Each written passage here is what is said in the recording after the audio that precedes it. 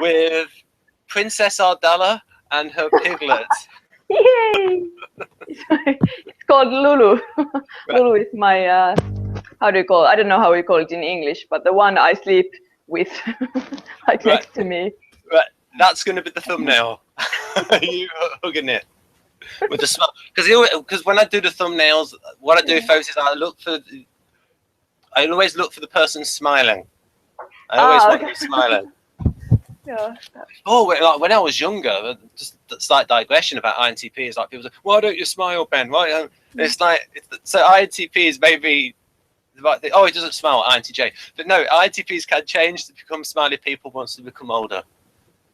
All right, so today we're going to be going through the first paragraph of the Keirsey INFP idealist healer profile, and he has idealist as abstracting speech, cooperative in use of tools. So so like they fit in, and I'm going to do one paragraph and we'll see how long it takes, folks. So, you know, based on former videos, it can take a long with us, but let's see. Right. So and Hanna has she has some books in front of her that she can hold up to the camera and promote. Yeah, I have both Keirsey books just for reference, and then I also got to promote that one. Oh, I think your sound went off. Yeah, it's back now. Okay. Right. Okay. Yep. There was a hum there for a little bit, but it's gone now. Right. So yeah, we're just going to be going through these, like going through bullet points. Yeah, he said something interesting in paragraph 2. I'll just note it here. He put where Keirsey has like informative role and directive role, and the informative types are, well, I suppose a good way to describe it would be STPs are more directive than SFPs, like more straightforward, that kind of thing. And INFJs and ENFJs are a bit like that because they've got that like STP edge to them, so a bit more directive, a bit more authoritative, and the NFPs are more informing. And so generally the informing types have more of a feeling side, although another contrast would be INTJ is more directive, INTP is more informing. So it usually comes across as gentler, harsher, or more direct for the directive. And so, and Keirsey has this interesting intersect between type and their role, because he sees it as a person is a system within a field, and all systems operate within a field. And so you have to look at the whole person within their environment as well. And so, so it says the informative role of advocates of harmonious interaction. And so what I've related it to Model G there, where it says FINI means INFP considers the consequences of their views on the feelings of other people. And so thus harmonious interaction. So I'm not sort of like trying to integrate the models, and then compare the feisty but kind ISFP, where they maybe not in them because they're acting in the moment, not considering the other person's feelings as much. The more concentrated on articulating their own feelings, and we've sort of mentioned that before, haven't we? The sort of like the thing within the INFP where they do, they want to stick to their own values, but they also consider the effect of those on other people. And so maybe that's why they're a bit more reticent and could lead to their alienation, maybe.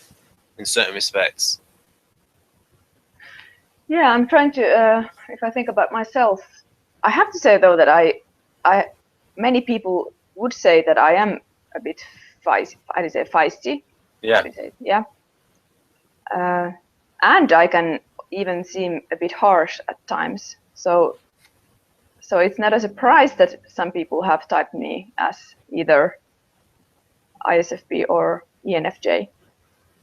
You know, because I have this side to me.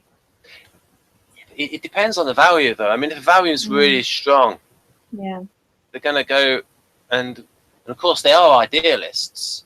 Yeah. What is it? I mean, Keirsey called them advocates. So it's like sort of like the binomial name is like. So you would call ENFP the advocate champion. That person who champions the cause, and he calls like the INFP the advocate healer. So if we go with this first one is just sort of go over this first sentence. To the INFP, healing means mending those divisions that plagues one's private life and one's relationships. What does mending mean in this? Fixing, maintaining, trying to bring harmony, I suppose. Ah. To, I wonder what is the difference between one's private life and one's relationships. Well, I mean, you can have like business relationships or different kinds of relationships. Like they could have like work relationships where they want to try to get on well with people. Yeah. I guess this is a bit hard for me to think about because I don't really have strong divisions.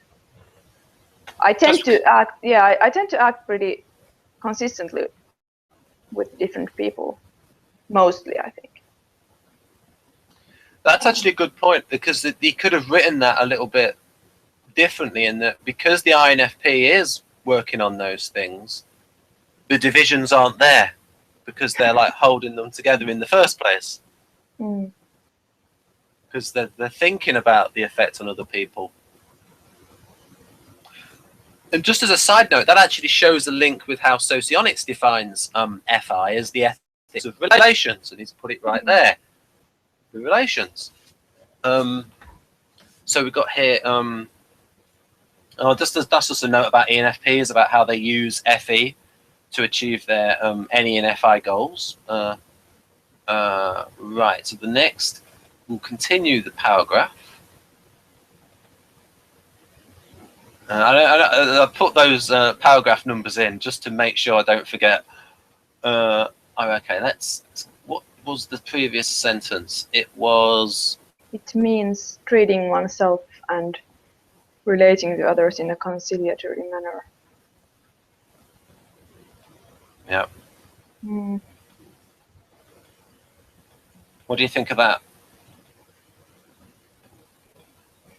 Well, that's interesting in light of what you just said about alienation, because I think most INFPs feel alienated. So this is in contrast to that, I think, in a way. Yeah, or is it this like yearning to oneness, and then if they don't succeed in that, then they feel somehow like they have failed. Yeah, this is where there's a little bit of a difference in the definitions of FI, where and this actually fits more the Socionics definition, but you see, he sort of uses both because he's not using functions, where he's like, so early on we're seeing these sentences that relate to ethics of relations, and then later on he talks about the ethics of the very strong ethical convictions of the INFP, and it's like strongest of like all of the types. And he sort of like gives it as a good contrast with that with the INFJ, and I think he sees the INFJ as looking at something from more moral angles than the INFP. Although in your case, you look at things from different angles. But you probably have your ultimate, this is how I feel about it, and that's that. Oh yeah. Well, yeah, and like I have said in other videos, it's in my own case, it's that I have certain values and certain principles that are really important to me, and with those, it's impossible to trying to convince me otherwise. But then with other issues that are not that as close to my moral core or something, then I can be a lot more flexible and enjoy thinking about them from. So it depends on how important the issue at hand is. Yeah, and if we want to tag that with functions, we can say fi first, then ne second. Oh, right? yeah. You can play with the concepts as long as it doesn't go against your core beliefs. So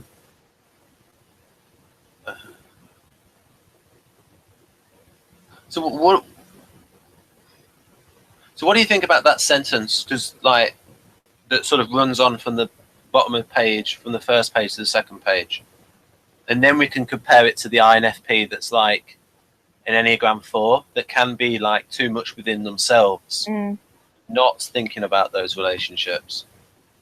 Yeah. This sounds,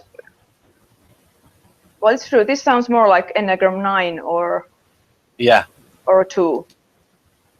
I know many INFPs. I know several INFPs who are type 9. And that's good. And they sound most like this.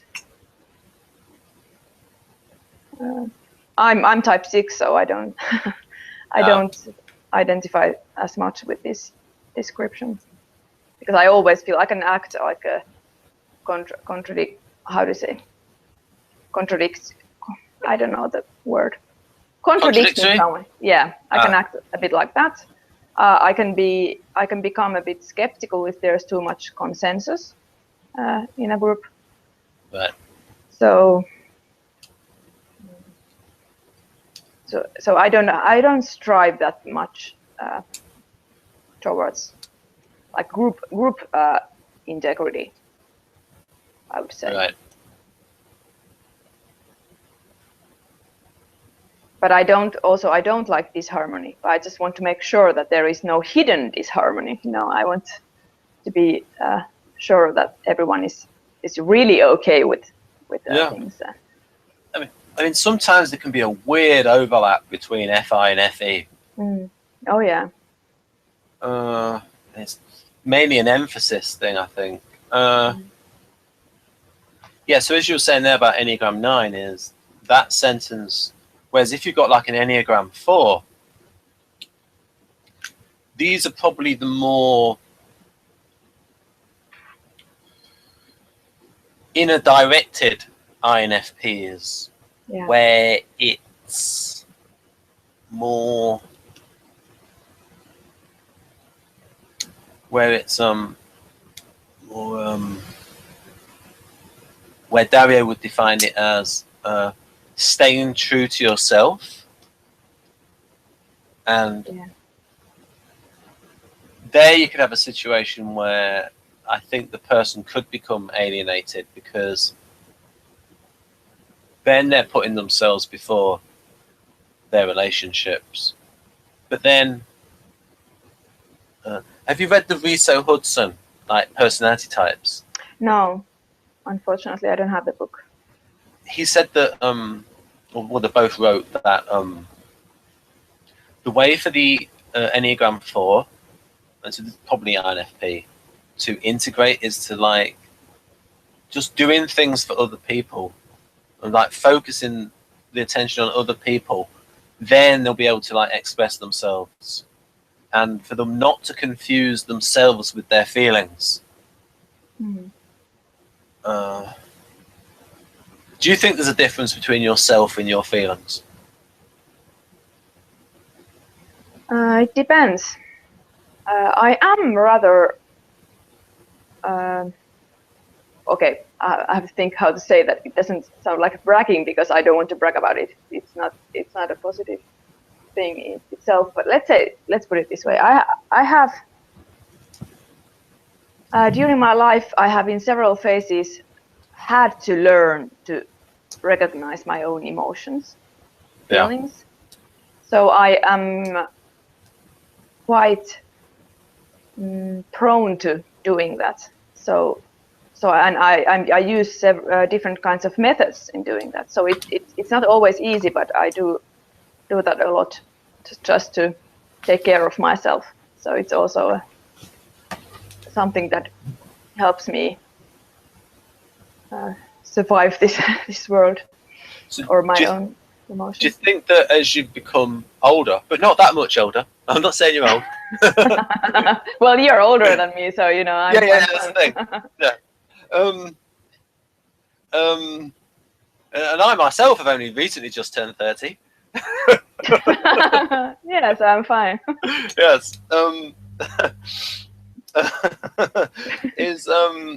So what I think the Model G would say that Model A is that as the INFP gets older, their TI improves, they become more logical, maybe more.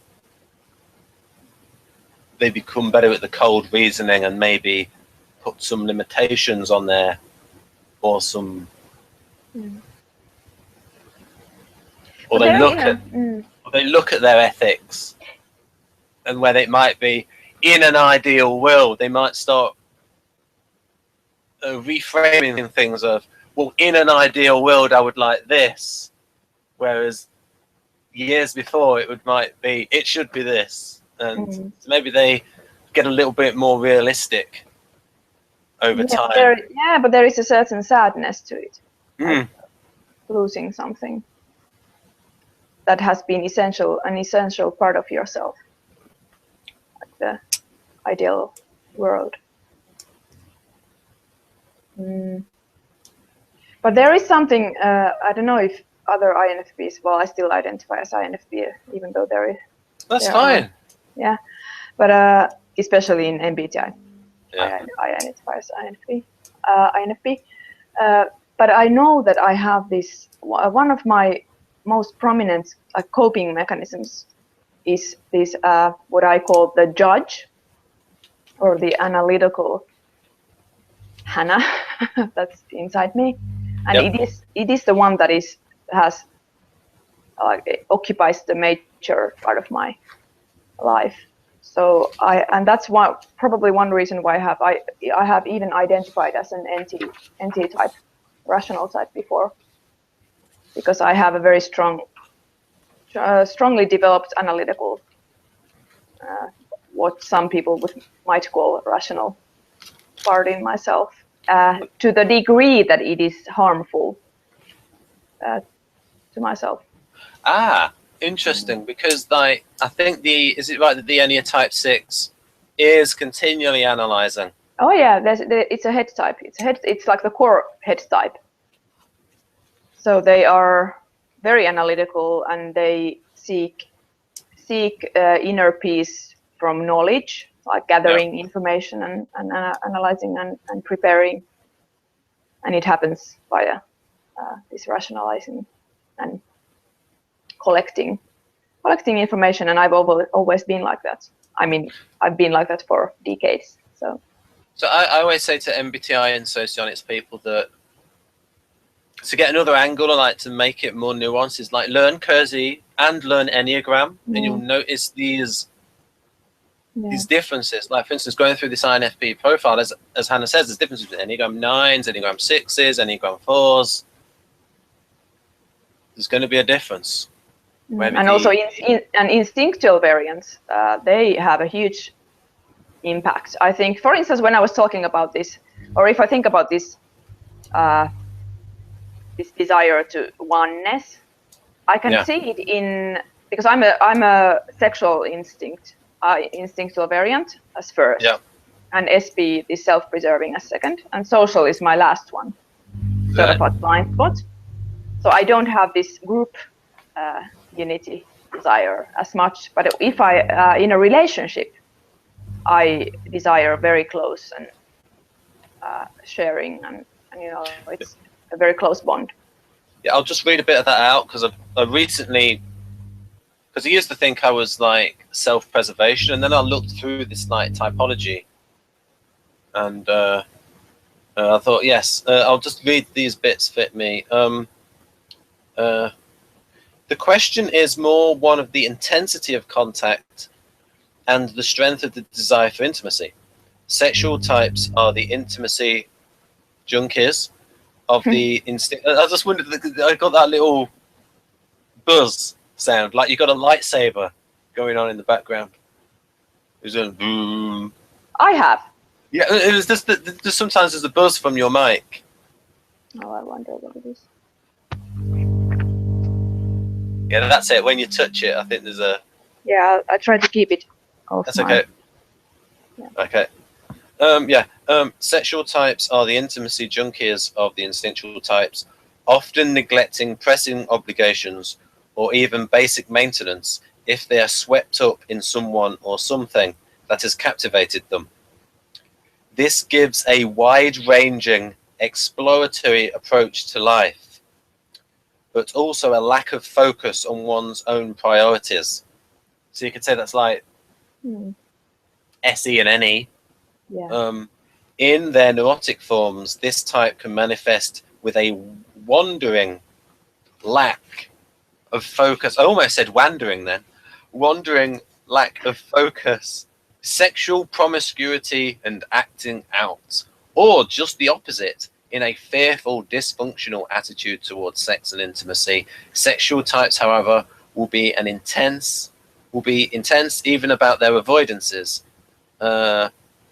In conclusion, no matter what Enneagram personality type it is involved, the sexual types are focused on having intense, intimate interactions and experiences with others and with the environment to give them a powerful sense of aliveness. And it also says in this chapter or subchapter that the instinctual types are not subtypes of Enneagrams. It's a separate system. The wings are subtypes, but the instinctual types are a separate typology that goes along with Enneagram. Right. I have to say I hate to be sexual variant. I think it's horrible. It makes life. I mean, it makes life so much more difficult. But we have talked about this in some groups. I think it's the problem with being SX type or variant is that you are more dependent on other people. What comes to your own well-being. Emotionally, you think emotionally? Yeah, emotionally, and that is annoying. Maybe they should rename it from sexual to intimate or something, or yeah, I think it's a bit misleading. Yeah, because it makes it look like a sex addict, like a Hugh Hefner type or something. Yeah, and I can tell you, I'm like the opposite of Hugh. Yeah, it's true. I was first like, I'm not that because I'm not promiscuous or anything like that. But then when I read more about it, it's about the intensity and the need for connection, whether it's towards our interests or other people or whatever. It's just this intensity. Yeah. And deep need connection. of stimulation. Deep connection. Yeah. But I would much rather be a self-preserving type. It would be. So you can imagine someone if they're INFP, Enneagram 4, SX. You're going to have a combination there. That's, what do you think that combination would look like? Very emo. I don't know. Yeah, that's like a stereotypical. Is very dramatic and maybe even unhealthy. It can be an unhealthy INFP type. Also, I'm sure that many artists, like many authors, are probably that type because they have amazing capabilities to create. They're very creative. And the reason I brought it up is that person might end up watching this video. Oh yeah, and I think it's an amazing type for creativity. Yes. So Just find your outlet. I mean, if you that's like the most important thing for those INFPs. Yeah, because I know one that reads a lot of philosophy, and I've like shown her, hey, see this video with Hanna. She studied philosophy. She's an INFP. You know, you can. But I'm a type 6, so I'm very different from type 4s. Mm. I do have 4 in my tri-type, but it's the last one. You know, when they say fix, does that mean that it's in the tri-type? I think, yeah, that's usually what it means. Right, so we've got the next sentence. These healers present a tranquil and noticeably pleasant face to the world, but while to all appearances they might seem gentle and easygoing, oh, blimey, it's a long sentence. On the inside, they're anything but serene, having a capacity for caring not usually found in other types. Hmm.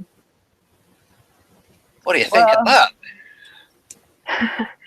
I would like to be like this, but I know that I'm not that. Well, I don't know. Well, you're going to be a nurse. I know. But I don't think I seem gentle and easygoing. I don't know. Well, it's hard to say. How do you see? Do I look tranquil and noticeably pleasant, and gentle and easygoing? I don't think so. But I don't know.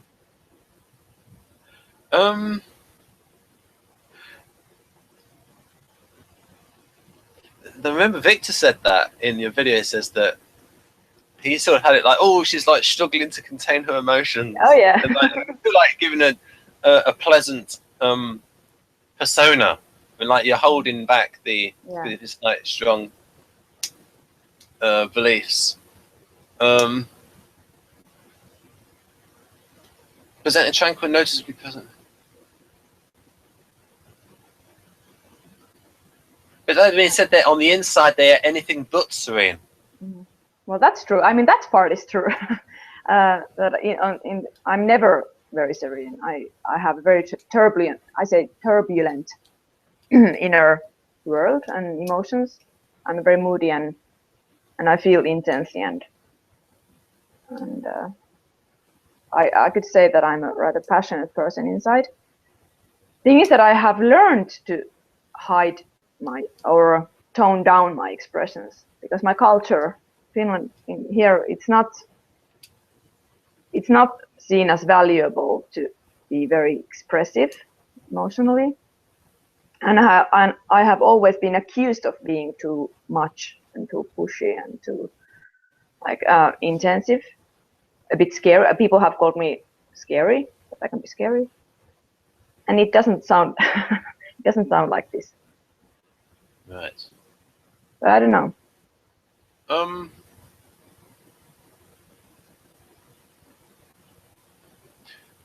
Do you think you sometimes have an element of counterphobic 6? I am because usually type 6 SX types are counterphobic. They are called the warrior, and meaning the WARRIOR. Right. Yeah. What I noticed there about that sentence is it's like both kinds of FI, of like ethics of relations in considering the feelings of the people who they are in close relationships with, sort of one-on-one feelings, but also the other side of FI on the inside, that staying true to themselves thing. And which Enneagram do you think, like Enneagram subtype of the INFP, most fits that one, do you think? That second sentence. Oh, you mean the instinctual? No. Sorry, my voice is going away. That's okay. Yeah, no. Like just the Ennea type, like 9, 6, 4, 1, that kind of thing. Well, if they want to present a tranquil, then they might be nines, because they usually don't. They like to have things calm and like that. But if they have this very passionate inner life, then they have 4 and probably 6.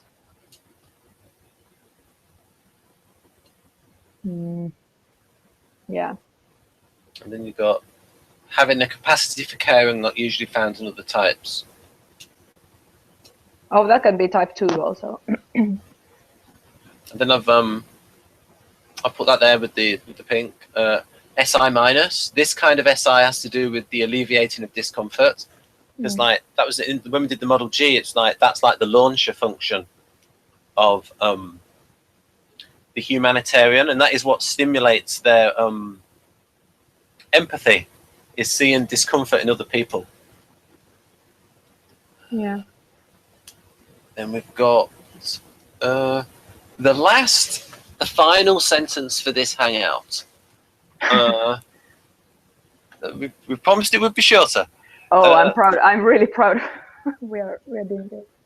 Healers care deeply, passionately about a few special persons or a favorite cause, and their fervent aim is to bring peace to the world and wholeness to themselves and their loved ones. Wow, there's a lot there. You could have a hangout just on that sentence. Oh yeah. Well, this fits me very well. I have, like I said before, I have a few values that I care, like are really close to my heart, and those are also that I try to, well, that I don't shy away of speaking.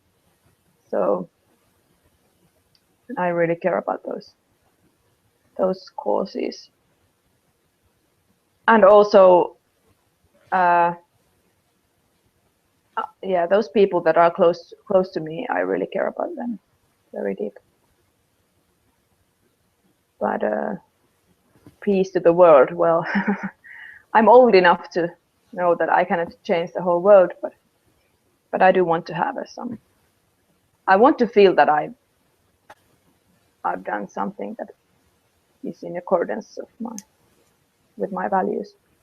Now, here's an interesting one in terms of peace to the world. If you were living in the United States, would you campaign for the United States to unilaterally get rid of all of their nuclear weapons?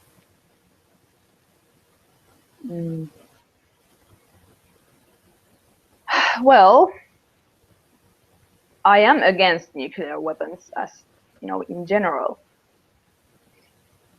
But I think that would require more international agreement. I would want all the other countries also to do that. That's the thing. That's the thing. I do tend to do this with Hanna, where I do these little FI versus TI things. Yeah. Naughty. That's really naughty. It's just to like show the contrast, because you do use quite a bit of TI because of it. So but it just shows let's get those issues. The sort of things I associate with INFPs. Then I've like a CND sticker. Oh. Yeah, I do have I have these personal values, but I'm a realist in a sense that I understand that things don't happen in a straightforward way. So I can have my ideals, but I know that actualizing those in this world is not a simple thing. And have your views on that subject changed over the years? Oh yeah, I was a lot more rigid with my values when I was younger. Like really, I would always rant about my causes when I was. Well, I usually had some like pet peeve cause that I ranted about, and it was impossible to make any kind of. Well, if you want to say what it is, that would be. Yeah, well, when I was younger, I also had the eating disorder, so it was sort of related to that. But I was a vegan for some time, and I was really passionate about that. So I still, but I'm not a vegan anymore. But for other reasons, but I'm not going into them anyway. So I was really, and all other kinds of like ethical stuff, and I belong to well, I still belong to the Green Party, so my ideologies do align with these environmental causes, but also humanitarian causes. And interesting enough, I have of course learned during the years that sometimes environmental and humanitarian causes can be in conflict with each other. So things are never as simple as they seem at the first look. I remember when I did my biology degree that we did look at pollution, and there's been like lots of like examples, like the Bhopal disaster in India had a big effect on people. I think the company was like Union Carbide. All of the bad things that Monsanto has done, and when there's an INF, I think you've seen the video. There's a INFJ woman called Anne Dresden. Yeah. I hope she puts her name on YouTube. I hope I've not just outed her. Yeah, she puts her name on YouTube. And she did a video of where she did like a spoof of an idealist. And then she said, he'd never heard of Monsanto.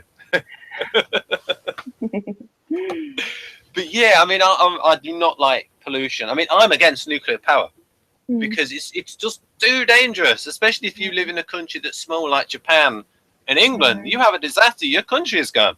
It's just too dangerous. Yeah. And terrorists can. And I remember them saying at the time, "Oh, I'll say this carefully. The Fukushima power plant." It said, "Oh, it won't melt down. There's all these systems," and it did melt down, because what happened is the seawater came in. It when they had the earthquake in Japan, it affected the backup generator. And so the cooling water couldn't go down, and so the Fukushima reactor actually did melt down. There was a meltdown, and they said it wouldn't happen, but it happened. Anyway, so what else? They did I think it's Minamata Bay in Japan, where there was a release of mercury, and they were told things like cats were committing suicide because of the mercury poisoning. What else? So yeah, I've always been like against pollution. So I remember like seeing Open University things about that. Do you want to say any causes that you're passionate about, or are they? Yeah. Well, I'm all for equality. I'm an egalitarian. So, well, in this world of ours, I'm a feminist in that sense, that I care about gender equality, and there is still a lot of that in this world. So, I'm a feminist. Then I'm fiercely against sexual exploitation of all forms. So that's one of my causes that I fight for, or against. I mean, against sexual exploitation, including porn industry, all kinds. So that makes me a little bit. I know that I'm in a huge. I'm in a minority with these causes, but I have my causes, and I'm not religious, so there's no religion behind my views. So those are maybe some of my, and children's well-being is one of also. Now I'm going to be a little bit naughty now by asking about the feminist causes versus, because my personal belief is that a lot of feminists are scared to criticize other cultures because they don't want to be called ethnocentric or even racist by saying, "Oh, you're imposing your values on other people." It's just, no, it's human rights. So I just wondered where you come down in that balance. Well, when I did my master's thesis in comparative religion, I read quite a lot about, they called it intersectional theories in feminist studies or in gender studies, meaning that they studied how gender or sex intersects with other categories like race or class or age or sexual orientation. And one of the points was that and what is quite common in today's feminism or in gender studies is to give voice to those people who come from those different cultures, or so that for instance that it's not easy for me as a white Western woman to talk on behalf of an African woman or a woman from Cambodia or from wherever. Instead, we should empower them and let them do what they want to do, you know, and see how, and also research or study how the discrimination and attitudes intersect between these different categories. So what I did in my master's thesis, I analyzed some of the intersections of race and gender in the late 19th century literature. Now, what I would say there is what you were taught there. I would say that is biased in favor of moral relativism compared to moral absolutes. Because I'm more of a natural rights, moral absolutes person, where I'm not a relativist.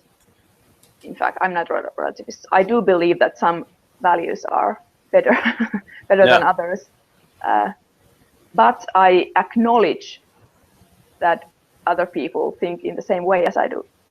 So I cannot stop them believing in that way. But I do, and that's why I'm also, at some amount, I'm also, I'm not sure if I would call myself utilitarian, but I want to be practical in that I want to take some practical consequences into account, and I mean what follows from a certain values. So it has to be contextualized in that way. I mean, there are people, especially on the left, even if they are feminists, that won't criticize Sharia law for that fear of that they don't want to be called ethnocentric or racist. And so I tend to think that in a lot of circumstances, it's almost as if, pardon the phrase, that racism trumps sexism. And so the feminists have that problem where it seems that some other cause is greater than theirs. And they feel that they're being... and you do get the odd feminist that does like put feminism above these other concerns. And they tend to be isolated by... What do you think of, what's she called? Camille Paglia.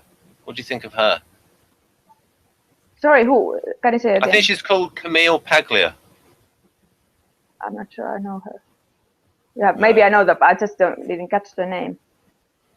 I think she's like a post-feminist or... Judith Butler? No. No, Camille Paglia. I don't know. Oh, I haven't studied. It's over 10 years ago when I did my master. It's been a while since. You see, yeah. I always talk about bias. They might not want to told you about her. Yeah, but I mean, I'm not a. Like I said, that some of my views sound very different from many. I spelled it wrong 3 times. I haven't. I don't know. Some of my views are not like typical even for feminists, and that's why I always say that I'm an egalitarian more than a feminist. See, I like the feminists that like stand up for their cause and don't, and like will go for it and say, I don't care if you call me culturally conservative. This is right. These are the principles. Deal with it. Yeah, but the thing is that I mean, I have some external systems that I appreciate and that fit my values. For instance, United Nations, this Human Rights Declaration. I think I pretty much agree with it and support that. But it is not. Yeah, but it's not simple, because there are some rights and some liberties that can be in tension, and these are the ethical challenges that we have. For instance, with what comes to Sharia law, I mean these different cultures. So that's, I want to be sensitive. I mean, I want to be sensitive what comes to different cultures, even though I do support these human rights. So I don't think it doesn't make, I don't want to force those. I want to teach them, but they will have to, people in those cultures will have to decide what they want to. Yeah, that's the thing. And this is, I think it's this kind of bias that weighs down on this kind of bias that weighs down on feminists, to say, oh, you can't say that about other cultures. No, I mean, I can say that I criticize certain things, but I don't think that, I mean, this is from a practical point of view. I don't think that forcing these values to other cultures is the best choice. That's not how it works, because they have to, I want those people to feel empowered by themselves. And I think, and that's why I support, for instance, I support education of women and girls. That's like something I support, I wholly support. And no matter of the cultural context, I want women to have access to education, because that has been, time and time again, it has been shown to be one of the best means to increase the equality in those cultures also. You're talking about the Human Rights Council. Sometimes you have some pretty dodgy countries on the Human Rights Council in the UN that actually like some of the biggest human rights abusers. Yeah, it's not perfect, but it's as an ideal. I mean, as an ideal, I think it's one of the, well, to me personally, it's one of the best, like, in short, one of the best. It captures my core beliefs pretty well, but they are not. But the UN Declaration of Human Rights, it is a cultural creation. Also, we cannot forget that it is mostly based on Western philosophy and Western cultural history. So what was I thinking of? Yes, I've got a good name of a feminist for you, of a libertarian conservative, Tammy Bruce.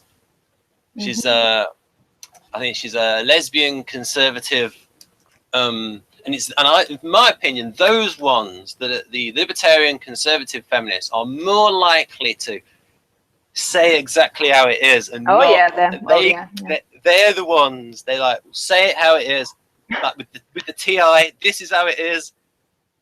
Get with the program, people. This is how it is. You don't care about your dodgy cultures. Get with the program, and more authoritative.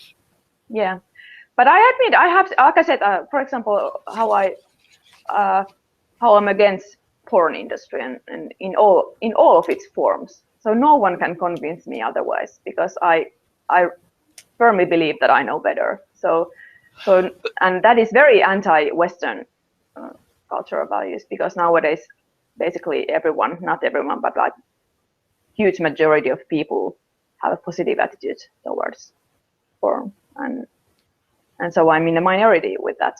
So I think it's even more interesting to be in minority in your own culture than to just be against other cultures. Well, the more you learn about artisans, you realize they have a different view of it. I know. It's usually the artisans that take part in that industry. And there have been, I mean, like, there's one particular pornographer that has been like banged up, called Max Hardcore. He's been banged up for being particularly abusive. So well, I think the whole cult industry is really, I don't know, it's not increasing well-being at any level. So, but yeah, I don't. Yeah, let's not go into that because I will be very. Yeah, the reason why I bring up these things is like to put some meat on the bones for people. Yeah, I mean it's good. The issues are for like FI versus TI. And I tend to get a bit Thomas Jefferson, liberty or death. And if you think of the feminists in the past, it was the more hardcore ones. Well, they had to be. I mean, they had to be because the things were much worse then. I mean, women didn't have much rights back then, so they had to be really more extreme. Although you do get some myths perpetuated, such as the rule of thumb, which was never a rule anyway. It was always illegal to beat your wife. The stick didn't have to be less than your thumb. I mean, that was just like a myth. The question is whether the law was enforced or not. That would be the difference, because the police used to say, "Oh, it's a domestic," and they wouldn't intervene, even though there probably were laws on the books saying, "Hey, don't abuse your wife." But the police probably never actually enforced those laws. But then you talk about the practicalities of, well, what does the woman do if she leaves her husband? Where does she go? People trapped into dependency in that relationship. Peace to the world. What about this? Wholeness to yourself and to their loved ones. Wholeness. That's very NF. Wholeness. What does that mean? I don't know. Well, I don't know what it means to other NFs, but I know that to me it means that I feel very anxious if I have some kind of contradiction within me what comes to my values and my actions, and that I want to take. Well, I want my values also to be justified, so I need to have a full justification on them. Like even if I never talked about it to anyone else, but I need to have it in myself, and also I need and not only values but my lifestyle. I feel that I need to have some kind of larger context to it than just living it. So yeah, I can relate to that one. So do you think it's like an ethical consistency, no internal contradictions, no cognitive dissonance, and as Dario puts it, staying true to yourself, and then you can feel whole by being true to yourself. Yes. And it's a never-ending process. I mean, I don't think any NF actually feels that. They strive towards that. So that's the driving force. Thank you to the one viewer that is watching right now. I'm sorry if it was too shocking. No, we get into the meat, the issues. I always like try to, make it concrete for people. Right. Yeah, so we're going to end this one now, and then we'll do part 2 on paragraph number 2, which will be NFs in general.